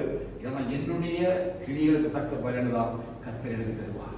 நான் என் கிரியை எடுத்து அக்கா கொடுக்க முடியாது, என் கிரியை எடுத்து சகோதரன் கொடுக்க முடியாது. அவங்க சொல்றாங்க, நீ விற்கிறவர்களுக்கு போய் வாங்கி கொள்ளுங்க, உங்களுக்கும் எங்களுக்கும் போதாதபடி ஏன் நம்ம எல்லாருமே இழந்து விட வேண்டும் என்று சொல்லி பரிதபிக்கப்பட்ட நிலைமைக்கு மாற்றப்படுகிறார்கள். காரணம் என்ன தெரியுமா, சரியான சத்தியத்தினுடைய வளர்ச்சி இல்லை. அப்ப இவங்க புத்தி உள்ளவங்களா கிறிஸ்துவோட உபதேசத்துல நிலைத்திருந்து குமாரனாகிய கிறிஸ்துவை உடையவர்களாக ஜீவன உடையவர்களாக வாழ்ந்தாங்க. இவங்க அப்படிதான் இருந்தாங்க, கிறிஸ்துவோட உபதேசம் உள்ள இருக்குது, ஆனா அதுக்கு என்ன இல்லை கேட்டீங்கன்னா ஜீவன் இல்லை, அந்த கிரியை வெளிப்படல, உண்மை வெளிப்படல. அதனால கர்த்தர் வரும் பொழுது என்ன பண்ணாங்க, கைவிடப்பட்டார். சபைக்கு அப்போஸ்தலனாகிய பவுல் எழுதுகிறார், அவருடைய வருகை வரும்பொழுது நீங்க ஆவியிலும் ஆத்துமாவிலும் சரீரத்திலும் வந்து எப்படி தெரியுமா, குற்றமற்ற சொல்றாங்க காக்கப்படும்படிக்கு அவர் சபைக்காக வேண்டினார். என்ன காரணம்னா கிறிஸ்துவனுடைய உபதேசத்துல நிலைத்திராவிட்டால் இந்த சம்பவம் சம்பவிக்கும். வருகிற வரும்போது நம்ம எல்லாரும் ரட்சிக்கப்படலாம், எல்லாரும் அபிஷேகம் பண்ணப்படலாம், நித்திய ஜீவனுக்காக நம்ம அழைக்கப்படலாம், நித்திய ஜீவனுடைய ஆரம்பத்தை நம்ம ஆரம்பிக்கலாம். ஆனா தொடர்ந்து ஓடும் பொழுது இந்த நித்திய ஜீவனுடைய அந்த கிருபை எங்க வெளிப்படும்னா கடைசியில் தான் தெரியும். எப்ப தெரியும், இன்பிட்வீன் என்ன செய்யாது தெரியாது. ஆனா நம்முடைய ஆவிக்கும் ஆத்துமாவுக்கும் ஒரு சைரன் அடிச்சுட்டே இருக்கும். என்ன பண்ணும், அதிகாரிகளை தட்டி எழுப்போம், கிருபை கிருபை கிருபைன்னு தட்டி எழுப்பிட்டே இருக்கும். காலையில் சொல்லுவோம், எலும்பு ஜெபம் பண்ணு, எலும்பு ஜெபம் பண்ணு, கிருபை நீ நிர்மூலமாக இருப்பது கர்த்தருடைய கிருபை, தூங்காத கர்த்தருடைய கிருபையில பலப்படு, கர்த்தருடைய கிருபையில பலப்படு. ஒவ்வொரு நாளும் இந்த கிருபை, இதனால நம்ம நேற்று சொன்ன போல ஆதிதோறும் அவருடைய கிருபை எப்படி இருக்குது, புதிதாக இருக்குது. ஏன் தெரியுமா? நிற்பதற்கும் நிர்மூலமாகாதிருப்பதற்கும் இந்த கிருபை தான் அவனை ஒவ்வொரு நாளும் பாதுகாக்கும். இந்த உணர்வு தான் என் ஆவியிலையும் ஆத்துமாவிலையும் அந்த ஜீவனை தெரிகிறார். நேற்று இதை குறித்து தியானிக்கும் பொழுது இன்றைக்கு ஆண்டவர் இன்னொரு வார்த்தையை சபைக்கு சொல்லும்படி சொன்னார். யாக்கோபு நிருபம் 9ஆம் அதிகாரம் வசனத்தை சொல்றேன், உங்களுக்கு தெரிந்ததுதான். யாக்கோபு 9ஆம் அதிகாரம் 12ஆம் வசனத்தை வாசம். சோதனையை சகிக்கிற மனுஷன் பாக்கியவான். அவன் உத்தமன் என்று விளங்கின பின்பு கர்த்தர் தம்மிடத்தில் அன்பு கூறுகிறவர்களுக்கு வாக்குத்தத்தம் பண்ணின ஜீவ கிரீடத்தை பெறுவான். வாக்குத்தத்தம் பண்ணின ஜீவ கிரீடம்னா ஜீவனுக்குள்ள பிரவேசிக்கும் பொழுது நமக்கு கிடைக்கக்கூடிய ஒரு ரிவார்ட் இல்லையா? ஜீவ கிரீடம் அல்லது ஜீவனுக்குள்ள பிரவேசிக்கும் பொழுது அங்கே நம்முடைய கிரியைகளுக்காக கிடைக்கக்கூடிய ஒரு கிரீடம் தான் ஜீவ கிரீடம். சோதனையை சகிக்கிற மனுஷன் பாக்கியவான். என்ன அப்படின்னா, கிறிஸ்துவின் உபதேசத்துல நிலைத்திருக்கும் பொழுது, அந்த இடுக்கமான வாசல் வழியா நம்ம ஓடும் பொழுது என்ன வருது? சோதனை வருது. சோதனை நமக்கு வருது. எதுக்கு வருது அப்படின்னா, நமக்குள்ள இருக்கிற ஜீவனை எடுத்து போடும்படியா ஒரு சோதனை வருது. இந்த வெளிச்சத்தை மாற்றுவதற்காக வருது. அதனால நம்ம நேற்று பார்த்தோம். 1 தெசலோனிக்கேயர் நீங்க 5ஆம் அதிகாரத்துல வாசித்தீங்கன்னா அந்த வெளிச்சத்தை குறித்து இருளை குறித்தும் அவர் பேசுறத நம்ம பார்க்க முடியும். 1 தெசலோனிக்கேயர் 5ஆம் அதிகாரத்துல வாசிக்கலாம்.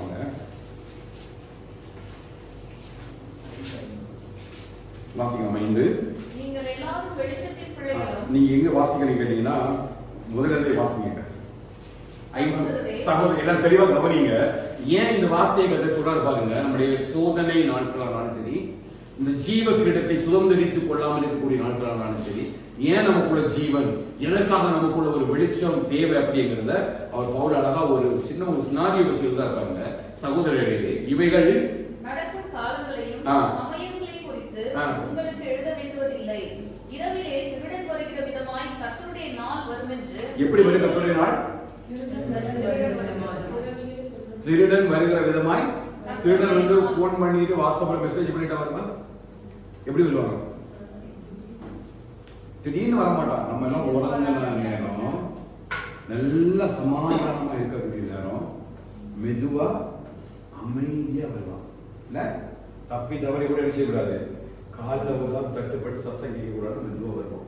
கரெக்டா கர்த்தருடைய நாள் வரும்போது எதுக்கு நான் சொன்னோம் அப்படின்னா, இந்த புத்தி உள்ளவர்கள், புத்தி இல்லாதவர்கள், ஜீவனை உடையவர்கள், ஜீவனற்றவர்கள், இவர்களுடைய வெளிப்பாடு எப்ப தெரியும்னா கர்த்தருடைய நாளில் தான் நம்ம தெரிந்து கொள்ள முடியும்.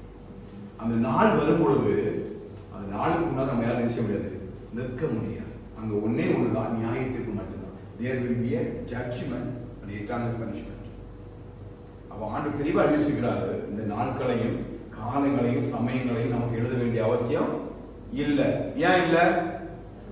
ஏற்கனவே ஆண்டவர்களின் மத்திய எழுதிட்டாரு இல்லையா? ஜனத்துடமாய் ஜனம், ராஜ்யத்தினுடைய ராஜ்யம் எல்லாம் இடமும், பூமி எதிர்ச்சி, பஞ்சம், புலங்கள் எல்லாம் உண்டாகும். இவையெல்லாம் அவர்களுக்கு அடையாளம். ஆனா உடனே எதிர்ச்சி அது முடிவு வராது. ஆனா அதுக்கு முன்னாடி என்ன வரும்?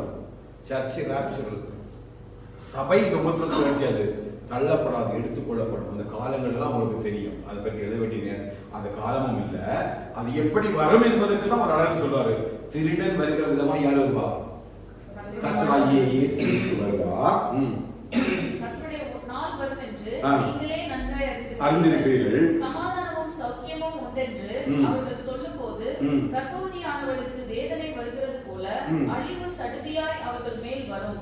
அவர்கள் தப்பி போவதில்லை. நமக்கெல்லாம் தெரியும் இல்லையா? கர்ப்பவதியானவளுக்கு எப்போ வலி வரும்னு தெரியாது. வந்தா அதனுடைய கஷ்டம் உங்களுக்கு தெரியும். அந்த இடத்துல ஒரு சின்ன ஒரு சாம்பிள் சொல்றாரு. எப்படி ஒரு கர்ப்பவதியானவள் நல்லாத சாயங்காலம் வரை நல்லா தான் இருப்பா, திடீர்னு வலி வரும், திடீர்னு சிச்சுவேஷன் மாறும் இல்லையா? அதை யாருமே கரெக்டா ப்ரெடிக்ட் பண்ணிக்கதான் சொல்ல முடியாது. இந்த நாள் சொன்னா நடக்காது. அவன் தேவன் வந்து அந்த ஆத்மா பூமிக்கு வருவதுக்கு ஒரு நாள் வச்சிருப்பாங்க. அப்ப அந்த தேவனுடைய சித்தத்தின்படிதான் அந்த பெண்ணுக்கு வந்து அந்த வலி வரணும், அந்த குழந்தை பிறந்து ஆத்மா குறிப்பிட்ட நேரத்துல தான் அந்த உலகத்துக்கு வரணும். அதே போல பிதாவானவர் ஆதீனத்துல காலங்களையும் சமயங்களையும் வைத்திருக்கிறார். இந்த ஆதீனத்தினோட காலங்களையும் சமயங்களையும் யாருக்கு தெரியாது?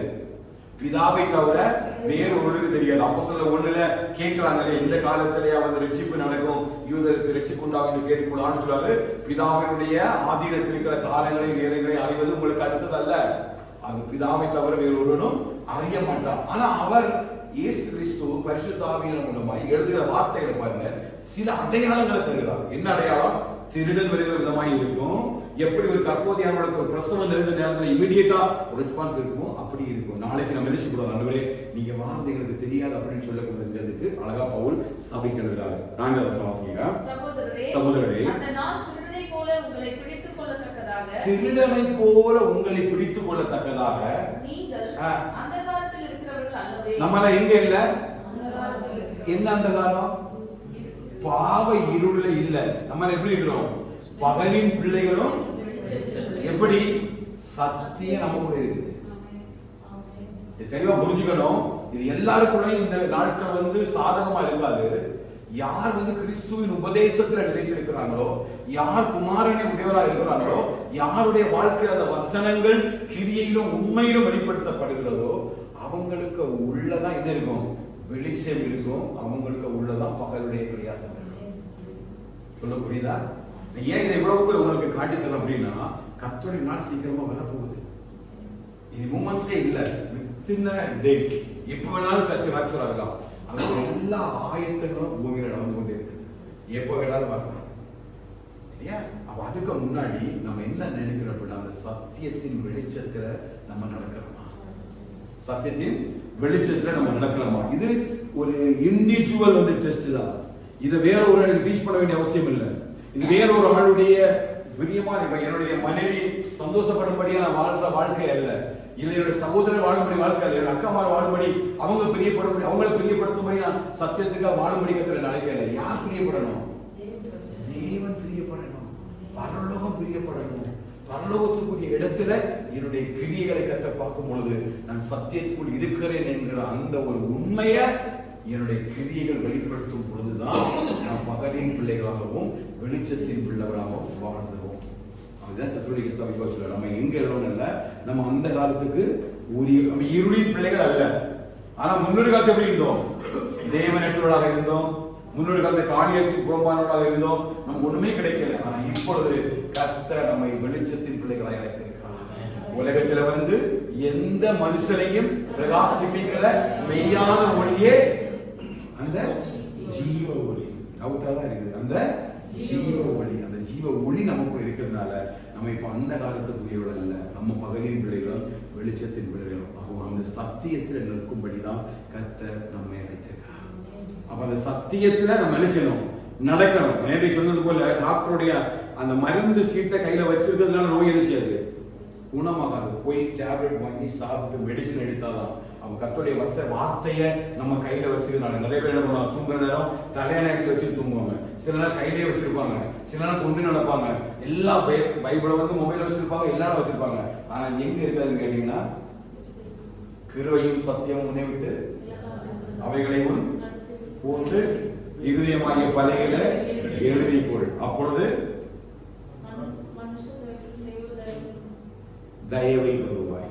மனுஷ தயவிலும் தேவ தயவிலும் தயவை பெறுவாய். நீதிமொழிகள் 3வது அதிகாரம் 3, 4, 5வது வசனங்களை வாசித்தீங்கன்னா நல்லது. இவன் சுய புத்தியின் மேல சாயாமல் முழுமா கர்த்தரை சார்ந்து அப்பொழுது கர்த்தர் வழிகளை எல்லாம் வாய்க்க பண்ணுவார். ஏன்னா கிருபையும் சத்தியமும் உன் கூட இருக்கிறதுனால.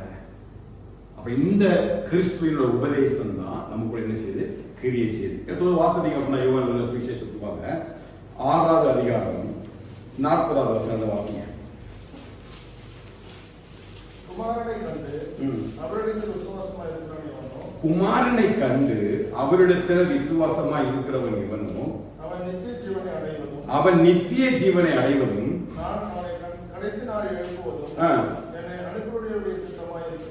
எப்படி எல்லாம் சேர்ந்து வாசிக்கலாமா?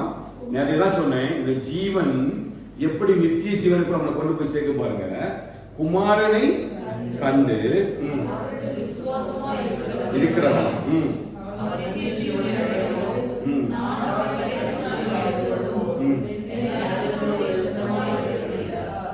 அனுப்பினுடைய சித்தமாய் இருக்கிறது என்றார். அப்போ அவரிடத்துல விசுவாசமா இருக்கிறவன் எல்லாம் யார் இடத்துல விசுவாசமா இருக்கிறவன்? யார் இந்த குமாரன்? யார் அந்த இயேசு கிறிஸ்து? வார்த்தை. அந்த வார்த்தை மாம்சமாகி சத்தியத்தினால் நிறைந்தவராய் நமக்குள்ளே வாசம் பண்ணினார். ஒரே பேரான குமாரனுடைய மகிமையை கண்டோம். அந்த மகிமை ஒரே பேரான குமாரனுடைய பிதாவாகிய மகிமைக்கு ஒப்பான மகிமையாக இருந்தது. இந்த வார்த்தையை விசுவாசிக்கிறார். சொல்லுங்க, இந்த விசுவாசம் எதுன்னா 100% விசுவாசம். என்ன விசுவாசம்னா இந்த வேதத்தில் உள்ள ஒரு வார்த்தை போதும் என் வாழ்க்கை மொத்தமா மாறும்.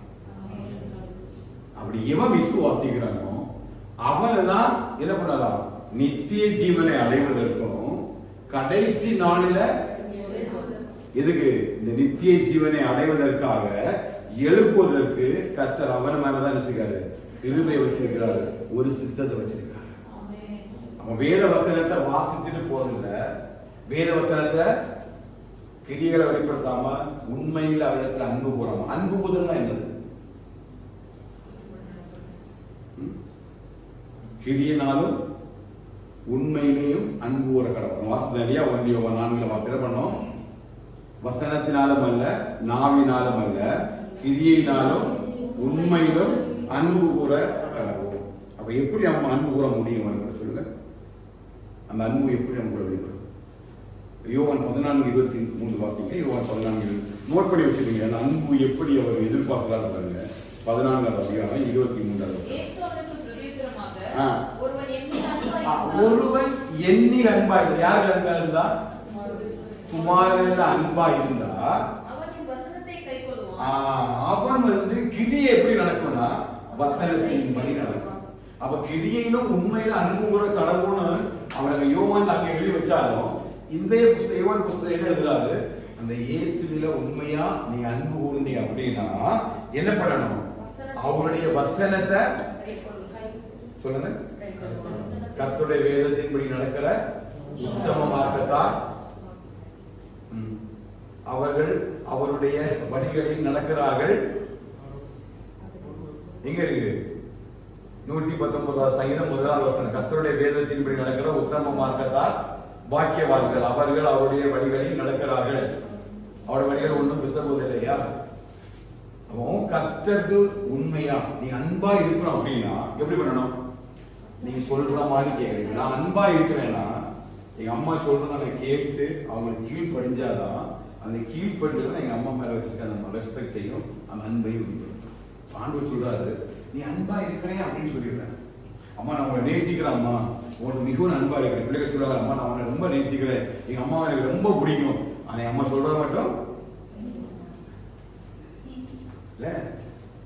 The love can be shown by obedience. அப்ப உண்மையா அந்த அன்பு எப்படின்னா அந்த வார்த்தைக்கு கீழ்ப்படிகிறதுனால அந்த கிரியையினால அந்த அன்பை கற்றுக்கொள்கிறார். புரியுதா? அதனாலதான் கிரியிலும் உண்மையிலும் அன்பு கூற கடவும். அப்படி அன்பு கூர்ந்தாதான் என்ன இருக்குது? அந்த கிறிஸ்து அந்த சத்தியத்துக்குள்ள நம்ம இருக்கிறோம் என்பதை நம்முடைய இருதயம் அறிந்து கொள்ளும். அன்பு இல்லைன்னா ஒன்றுமே இல்லை. அப்ப அன்பினால்தான் கர்த்தர் சகலத்தையும் ஆளுகை செய்கிறார். அவர் அன்பாகவே இருக்கிறார். அப்படிப்பட்டவனா என்ன பண்றாருன்னா அவரை நித்திய ஜீவனை அடைவதற்கும் அவனை கடைசி நாளில் எழுப்புவதற்கும் அந்த வார்த்தை நமக்குள்ள இருக்கிறார். அப்ப சத்தியத்துக்குள்ள என்ன இருக்குது? ஜீவன் இருக்குது. அந்த ஜீவன் எப்படி இருக்குது? கிறிஸ்துவின் உபதேசத்துக்குள்ள நிலைத்திருக்கிறது உள்ளதான் அந்த ஜீவன் இருக்க முடியும். கிறிஸ்து உபதேசத்தை வாசிக்கலாம், கிறிஸ்துவ உபதேசத்தை வந்து தியானிக்கலாம், கேட்கலாம், போகலாம். நம்ம நிறைய சொல்லலாம், நல்ல லவ் யூ சொல்லலாம், யோசிப்பு சொல்லலாம், நல்லா பாடலாம், நல்லா ஆராதிக்கலாம். ஆனால் இவை எல்லாம் எப்பொழுது எனக்குள்ள நித்திய ஜீவனுக்குள்ள பிரவேசிக்க பண்ணணும்னு கேட்டீங்கன்னா அவருடைய வார்த்தைகளின்படி வாழ்வதற்கு என்னை ஒப்புக்கொள்ளும். கிரியையிலும் உண்மையிலும் நான் அன்பு கூறும் பொழுதுதான் கர்த்தர் அப்படிப்பட்ட நித்திய ஜீவனுக்கு உள்ள ஒவ்வொரு குடும்பத்தையும் கர்த்தர் விரும்பப்படுகிறார். அல்லேலூயா. கடைசி நாட்களில் நம்ம எழும்புவோம். இப்போது அதுக்காக அந்த ஜீவனை வச்சு நம்மளை ஒவ்வொரு நாளும் உருவாக்குறார். ஒவ்வொரு நாள் அந்த வசனம் தான் நமக்கு எப்படி இருக்குது? இந்த வசனம் தான் நமக்குள்ள. இப்ப நீங்க ஒவ்வொரு நாள் செக் பண்ணி பாருங்க, உங்க ஆவி ஆத்மா பல் சரீரம் பாருங்க, கிருப கிருப கிருப பல் சரீரம் பாருங்க. இது எப்ப அடிக்கும்னா உங்களுக்குள்ள கர்த்தருடைய வார்த்தை ஜீவனா இருந்தாதான் அடிக்கும். நீங்க சரீரத்துக்கு எல்லாம் சாப்பிடுறீங்க இல்லையா? சாப்பிட்டா என்ன பண்ணும்? சுவர் டம்முன்னு போகும், டம்முனிக்கிற ஒரு மூமெண்ட்ஸ் இருக்கு. அது மாதிரி இந்த வசனம் அதெல்லாம் ஆண்டவர் சொன்னாரு, என் பிதாவினுடைய சித்தத்தை செய்வதே என்னுடைய அனுதின போஜனமாய். அதுதான் அவருக்கு ஜீவனை கொடுக்குது. சொல்ல புரியுதா?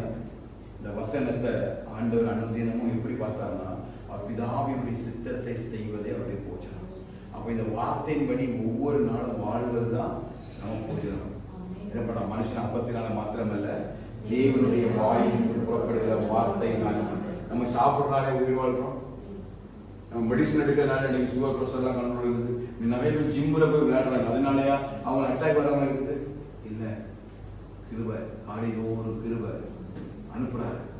நமக்கு தெரியுதோ தெரியலையோ, காலைதோறும் அவருடைய கிருபைகள் புதியதாக நம்ம தேடி வருது. படுக்கையில் இருக்கும் பொழுது அது சொல்லுது, கிருபை கிருபை, நான் நிற்பதும் நிர்மூலமாக நிற்பதும் கிருபை கிருபை கிருபை கிருபை.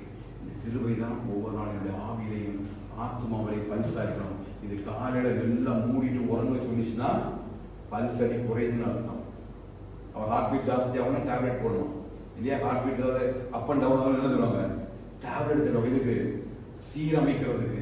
அது ஒரு ஆவியையும் ஆத்மாவிலையும் பல்ஸ் இல்லைன்னா காலையில் 9 மணி வரை தூங்கலாம், அதிகாலை 10 மணி வரை தூங்கலாம், ஒண்ணுமே தோணாது. வேதம் எடுக்கிறதுக்கு மனசு இருக்காது, வாசிக்கிறது மனசு இருக்காது, ஒரு அதிகாரத்து மேல படிக்கிறதுக்கு இன்ட்ரெஸ்டே வராது, போர் அடிக்கும். ஏன்னா என்ன இல்லை, இங்க பிரியம் இருக்காது, இங்க ஜீவன் இருக்காது. அவ செத்து போச்சுன்னா என்ன பண்ணுவேன்? என்னோட சரீரம் செத்து போச்சுன்னா எவ்வளவு பெரிய ஃபுட்டை கொஞ்சம் முன்ன வச்சா என்ன பண்ணாது? எனக்கு நோய் பிடிச்சுன்னா சாப்பிட தோணுமா? ஒரு சின்ன ஜலதோஷம் வந்தாலே வாய் கசப்பு நினைச்ச முடியாது, எவ்வளவு விருப்பமான ஆகாரத்தையும் சாப்பிட முடியாது. அப்போ ஆவிலையும் ஆத்மாவிலையும் தான் இந்த ஜீவனை கத்த வச்சிருக்கிறார். இந்த ஜீவனை தான் விசுவாசம் குறி வைக்கும். ஒரு சகத்தில் ஒன்றும் பண்ண மாட்டான். எங்கே குறி வைப்பானா, இந்த ஜீவன் உனக்குள்ள இருந்து வெளிப்படக்கூடாது, நமக்குள்ள இருந்து வெளிப்படக்கூடாது.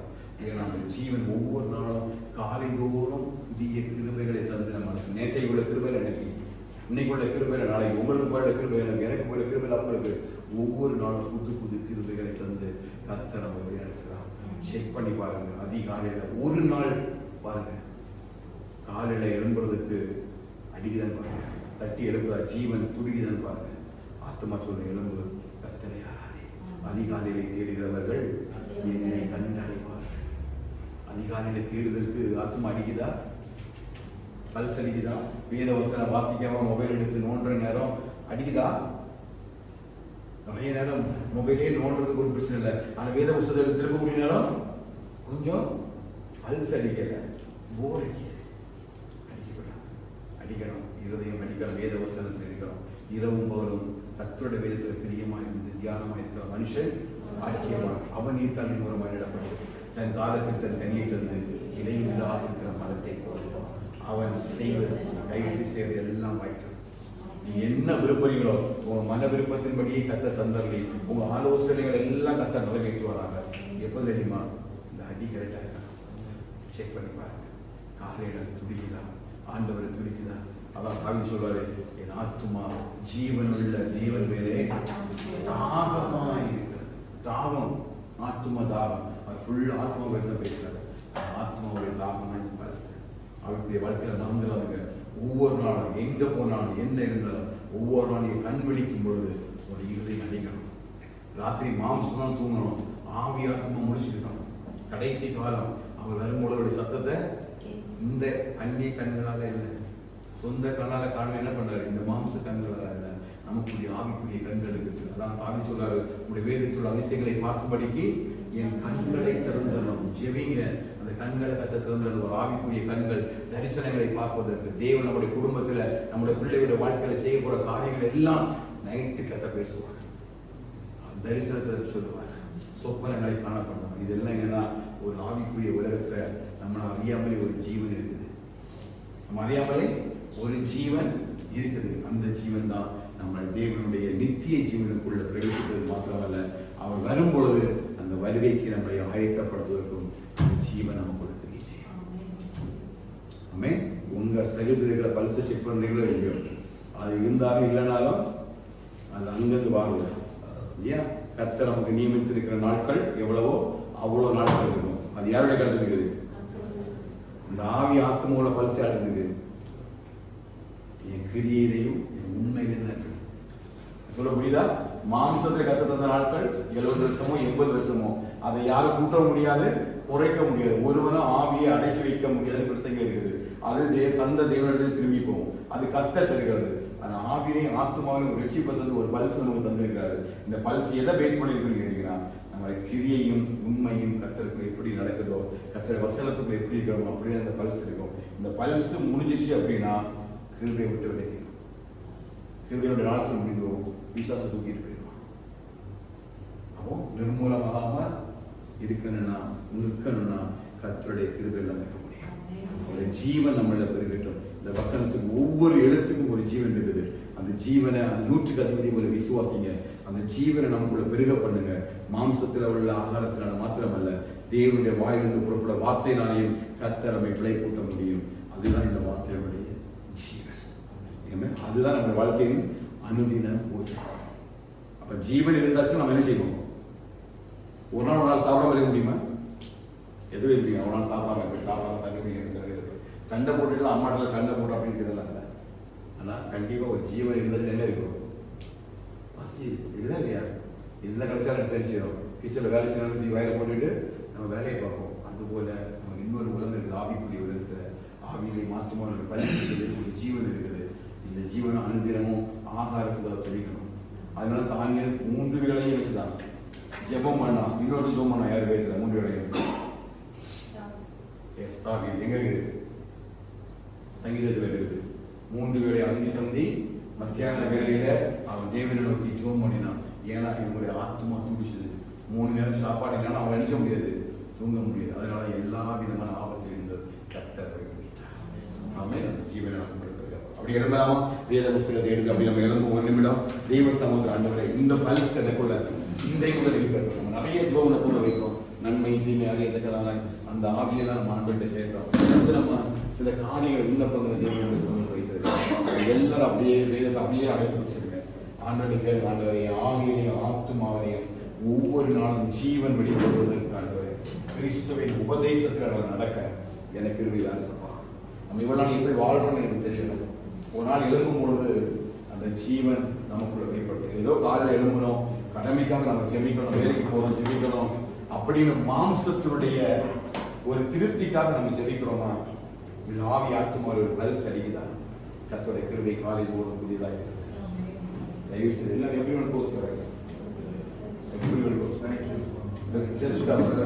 இந்த வார்த்தையை வச்சு நீங்க பாருங்க.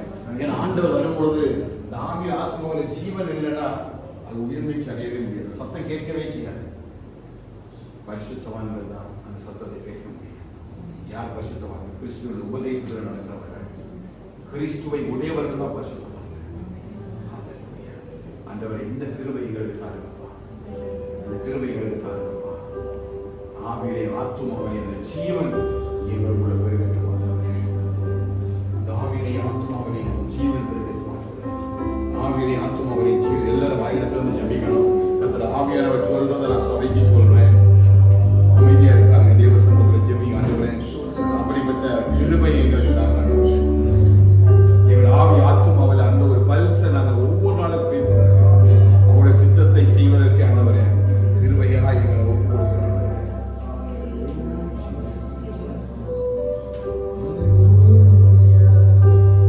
நித்திய ஜீவன் பெற நீதிமானாய் மாற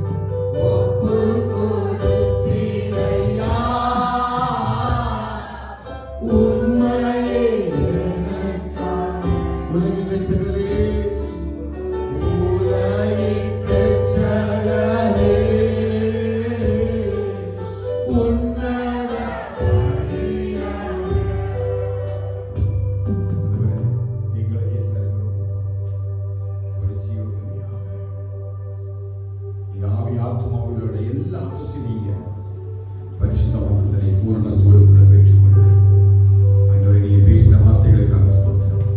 சத்தியத்துக்குள் ஜீவன் இருக்கிறது ஆண்டவரே, அதை உணர்கிறோம் ஆண்டவரே, விசுவாசிக்கிறோம் ஆண்டவரே. அந்த 100க்கு அதிபதியை போல வார்த்தை மேல விசுவாசத்தை இன்னும் நாங்கள் அதிகரிக்கப்படல. கத்த கிருபை செய்கிறாங்க. ஒவ்வொரு நாளும் அதிகாலையில் அந்த கிருபை என்கிற பல்ஸ் எங்களுடைய காதுகளிலே கேட்கட்டும் ஆண்டவரே. அதிகாலையில் எழுப்பி உண்மை துதிக்க, உண்மை ஆராதிக்க, உண்மை தேட, அப்படிப்பட்ட ஒரு உணர்வுள்ள இருதயத்தில் நல்ல ஒரு ஜீவனை கத்தர்களை தரும்படி நாங்கள் ஜெபிக்கிறோம் அப்பா.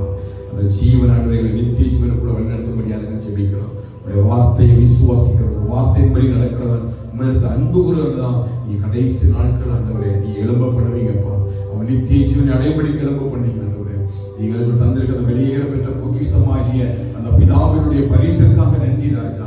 அந்த நித்திய ஜீவனை ஒரு நாளாக இழந்து விடாதபடி ஆண்டவரே, பிசாசுடைய உபதேசங்களுக்கு ஆண்டவரே செவி தின்னூலாகி அங்கே இச்சைகளுக்கு ஏற்ற போதனை நியமித்துக் கொண்டு சத்தியத்துக்கு செவிகளை விளக்குற அப்படிப்பட்ட ஒரு உபதேசத்துக்கு நாங்கள் போய்விடாதபடிக்கு ஆண்டவரை கண்டனம் பண்ணி புத்தி சொல்லி ஆண்டவரை கடிந்து கொண்டு அந்த வார்த்தைகளோடு பேசும்பொழுது கர்த்தருடைய வசனம் ஆண்டவரை அது ஜீவனும் இருபுறமும் கருக்குள்ள பட்டயமும் எந்த பட்டயத்திற்கு இருக்கானது மூளையும் கணுக்களையும் பிடிக்கத்தக்கதாய் உருவ குத்துறதுமாய் இருக்கிறது எழுதப்பட்டிருக்கிறது. அப்படிப்பட்ட அந்த பட்டயத்தின் வார்த்தைகள் ஒரு விசை கூட ஜீவனுக்குள்ள நடத்தக்கத்த கிருபை செய்கிறாங்க. ஒவ்வொரு இடத்தில் ஆசிரியப்படி ஜெபிக்கிறோம். இந்த வாரம் நடக்கிற எல்லா ஊழியர்களையும் ஆசிரியர்களாக பிள்ளைகளுடைய போக்கிய வரத்திற்கு கிருபை கொடுக்க வேண்டும் என்று சொல்லி ஜெபிக்கிறோம். எல்லா வேலைகளும் கைகளை பிரயாசத்தை கத்தனை வாய்க்கப்பட வேண்டும் என்று சொல்லி ஜெபிக்கிறோம். தாவே நன்மை கிருபைகளை தொடரட்ட முடியாது நாங்கள் ஜெபிக்கிறோம். தேவலா சந்திப்பீராக விசேஷமாய் பெறவேற்றோடு இருக்கிற டேவிட் அண்ணனுக்காக மாநில ஸ்தோத்திரங்க தாவே.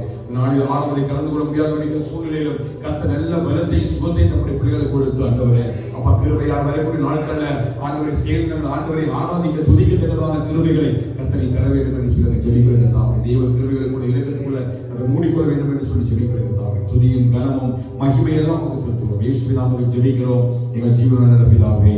ஆமென். நான் சேர்த்து சொல்லுவேன் ஆத்துமாவே என் ஆத்துமாவே கர்த்தரை ஸ்தோத்திரி, கர்த்தர் செய்த சகல உபகாரங்களையும் மறவாதே. ஆமென். ஆமென். ஆசீர்வாதம் நம்முடைய கர்த்தராகிய இயேசு கிருபையும் பிதாவாகிய தேவனுடைய அன்பும் பரிசுத்த ஆவியின் ஸ்நேகமும் இன்றும் என்றும் சதா காலங்களிலும் ஆண்டவராகிய இயேசு கிறிஸ்து வருகிற பரியந்தம் சகல பரிசுத்தவான்களோடும் சபையோடும் நம் அனைவரோடும் கூட தங்கியிருப்பதாக. ஆமென். ஆமென். ஆமென். ஹல்லேலூயா, ஹல்லேலூயா, ஹல்லேலூயா. கர்த்தர் உங்களை ஆசீர்வதிப்பாராக.